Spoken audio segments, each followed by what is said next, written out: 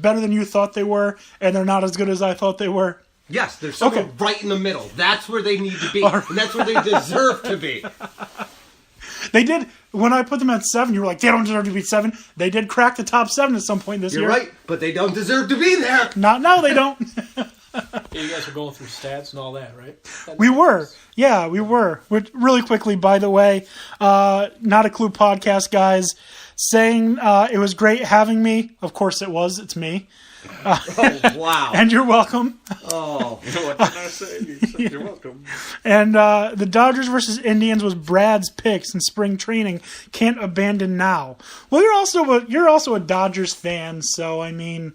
No bias there. I mean, the Dodgers came into this game, or this season, pretty favored. Yeah. It's not like he's throwing a Hail Mary out of, to hope and a prayer here. It's not like he was claiming, I don't know, A's go all the way. Sorry, Dan. I mean, I'm just really disappointed that the Battle of the Bay isn't taking place in the World Series this year. You were only, at the end of beginning of mid-August, you were only, nine games back in the wild card? Or? Yeah. You want to know how crazy this wild card race was? The A's were literally 9-1 at one 10-game stretch and did not break any ground on the wild card game. Oh, my God. Not a game. In fact, that one loss pushed them back a game. Yeah. They were 9-1. Yeah, don't feel too bad. I mean, the Cardinals were on the brink of racing in, and they finished 4 games back in the wild card, so see you next year. Yeah, so... probably the biggest, I'd say, and this is just me, and now that we're at the beginning of the postseason, that's probably the biggest disappointment had to be the Mets. Just watching. But do you fault the Mets all that much? Because, there's a lot of injuries that went down. And it looked like anybody who came back didn't come back healthy. And even if they did come back healthy, it didn't feel like...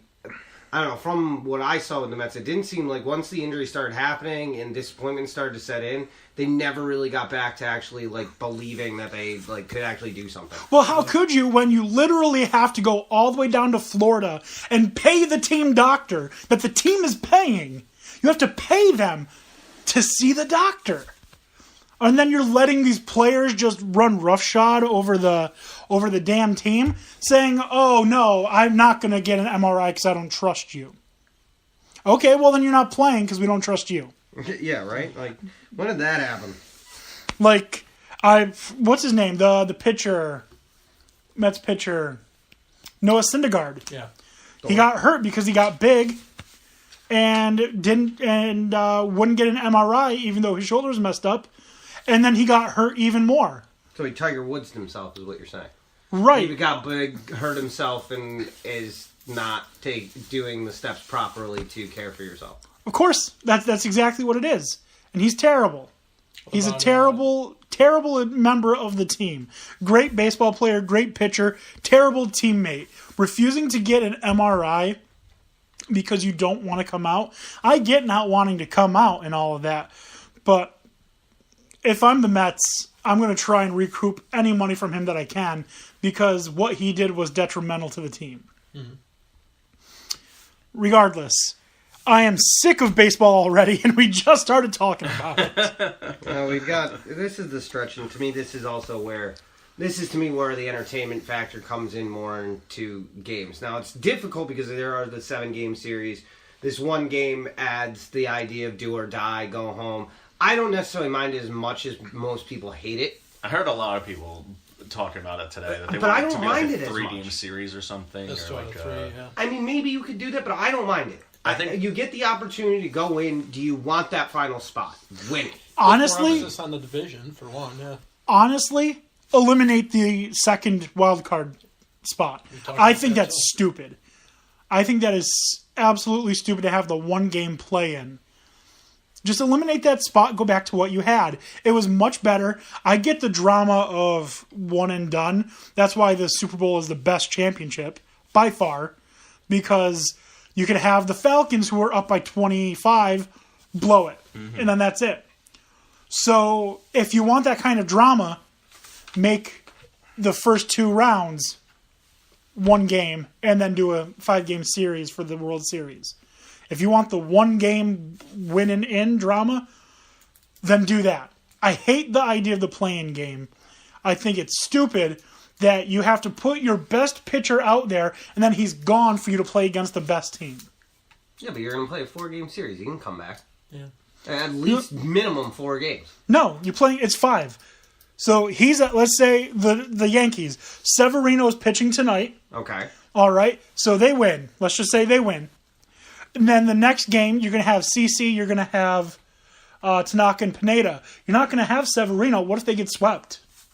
If you're in the danger of getting swept, don't put Pineda out there. See if Severino can go. You can't. He's got to have enough. He's got to have days, time. right? He's got to have enough rest. But think about how much time is in between there. The game would start, Thursday at that go point? on the road. Okay, so there's Thursday. There's the game that has to be played there. There would be another game that had to be played. Most likely the venue's changing for a day of travel, and then he could play. That's 5 days. Still, I don't. This is playoff baseball. Get it together. If you want to have a chance to win, then if Pineda's not your best choice, you put him out there. Or, at the very least, if you're in danger of being swept at that point, gotta have some guys coming out of the bullpen. This is what playoff time calls for. That's the other. I mean, Christ, the Boston Red Sox aren't going to start Price. He's coming out of the bullpen for us. He's the most expensive setup guy I've ever seen in my life. Yeah. But thank God that makes me feel better as a Boston fan because he can't F it up now.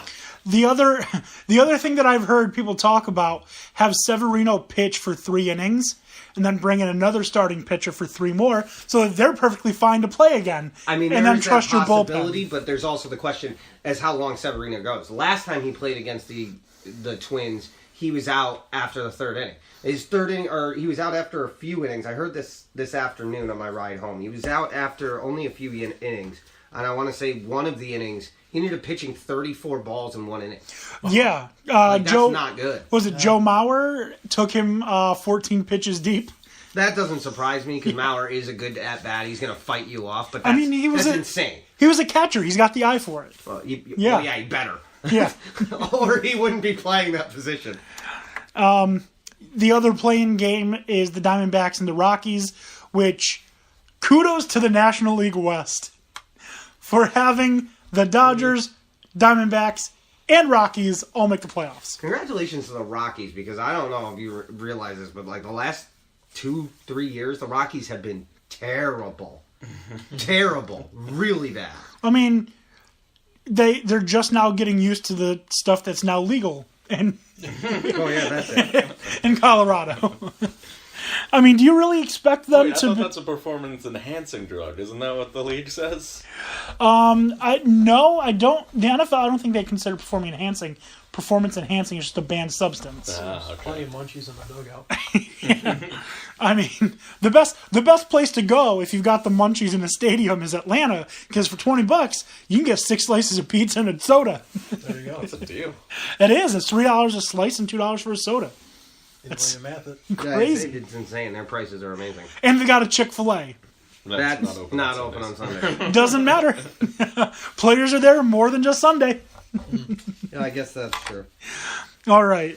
Anything more anyone want to say about Major League Baseball before we just move on? I guess just another point, how we were talking about, they have the playing game. I guess for years, too, they've been doing the one game if there was a tie just to get in the playoffs, so I guess it's pretty much the same scenario, so... Yeah, and I just got a notification on my phone. We can either have the Yankees game on, or we can go to what we all want to see, and that is... The Godfather? The Knicks and the Nets. Pre-game? Preseason basketball. The new New York Nets and the still horrible Brooklyn Nets. Yeah. The new New York Knicks? Yeah, okay. The mellowless. Yeah. Getting rid of the melodrama. Yeah, I'm sure it's going to be a much better year. It's already looking like it. So, well, I mean... that was a pass off of that dude's head. Off a face by Brooklyn. Good. That's Jeremy Lin for you. Did they give these tickets away? No. Of course they didn't give these tickets away. You people wasted your money. All right, so really quickly, before we get into college football and the NFL, let's just talk for a minute, because we didn't get a chance to about I'd like to congratulate the Ryder Cup, or the President's Cup team for America. They won their 7th straight President's Cup trophy this weekend against the European team. congratulations. Although I feel after 7, you don't need a congratulations. You need a competition. Well, they have a problem when it comes to the Ryder Cup for whatever reason. It seems like the President's Cup they can always win, but this U.S. golf team was dominant. We won it for Trump. They were insane. They almost had the weekend won up by Saturday, even though they had events to play on Sunday. Well, I mean, that's what happens when you're playing for Trump. I guess. God. The funny thing is, on. all 3 of the presidents were there the first day too, former presidents, and they were all hanging out, laughing, having a great time, hanging out with each other. Well, yeah. What do you expect? They're rich. I mean, That's true. They all play a lot of golf. Yeah, one literally owned a baseball team. That's how rich he was. One's a billionaire. Owned and gifted seem like very, very loose terms. Doesn't matter if I give you an iPhone. Do you not own that iPhone? I guess that's true. I Yeah. didn't say he bought. Yeah. Winning presidencies and gifts, I mean, they're semantics. Regardless, let's talk for a minute because we didn't get to about the Knicks. Carmelo Anthony officially gone. Oh, wow. He's got his game tonight as a member of the Oklahoma City Thunder, or OK3 as they're calling themselves right now, because they got their big 3. Clever. Although one of them is not playing. After a week, I'm still not sold that it was a good trade. I mean, yes, we got rid of Carmelo Anthony, which is going to make the locker room a little bit different. Maybe someone can finally step forward and take I don't want to say ownership, but take the role of leader to help Kristaps Porzingis become Dirk Nowitzki, which we all know he's on the cusp of and he's dying to. So who is that leader going to be? Can't be Enes Kanter. Can't be Doug McDermott, which I got a fun story about Doug McDermott really quickly. Back in 2013, I believe it's 2013, NCAA basketball tournament, UAlbany went to go play against Duke in Philadelphia at the Wachovia Center. And now I'm trying to talk like Obama. But I won tickets to go see UAlbany play Duke, and it was great. I got put up in a hotel, and the hotel that I was in is the same hotel that the Creighton Blue Jays were in. My room was literally right next door to Doug McDermott and his roommates. That's nuts. It's awesome. That's crazy. It was awesome. That's pretty sweet. UAlbany was within 3 points with 5 minutes to go. With Duke. That was a good game. Weren't they leading at halftime? No, that was against UConn many years ago. Yeah. No, they kept it down the wire. Yeah, it was. I do remember that. It was great. It came down to the final minute when Seth Curry hit back-to-back threes that really put the game away. But the other game in Philadelphia was Creighton versus Cincinnati. So that was a lot of fun to watch as well. But the main point I was getting at, I spent the night in the room next to Doug McDermott, who's now a Knick. So I just want to get your guys' reaction. What do you think about the trade? Carmelo Anthony to OKC for Enes Kanter and Doug McDermott and a second-round pick. I mean, I really wish we could have gotten more. Apparently, I don't know. No team wanted to give up a first. It was a little rich for the Cavs' blood, is what I heard. At this point, it's time to move on, and now that gives us some space to work with. Maybe some trade pieces in Kanter and McDermott, and maybe some of these other guys. Maybe that opens up O'Quinn to be traded, even though I do like him as a player. He maybe could fetch a first since he's young and talented. I mean, he himself wouldn't fetch a first, but there are pieces, and they're kind of like interchangeable. If you would rather keep O'Quinn, you can get rid of Mindaugas Kuzminskis, you can get rid of Lance Thomas. I mean, there are pieces that the Knicks have depth at, not great depth necessarily, but they have depth at to where if they got rid of one piece, they wouldn't necessarily be missing what they got rid of. Mm-hmm. So, Lance Thomas could be gone Kuzminskis could be gone, and Kyle O'Quinn could be gone. I think we've got to I think we have to trade away a big or two because we've got like 5 centers. We don't need that many bigs. But the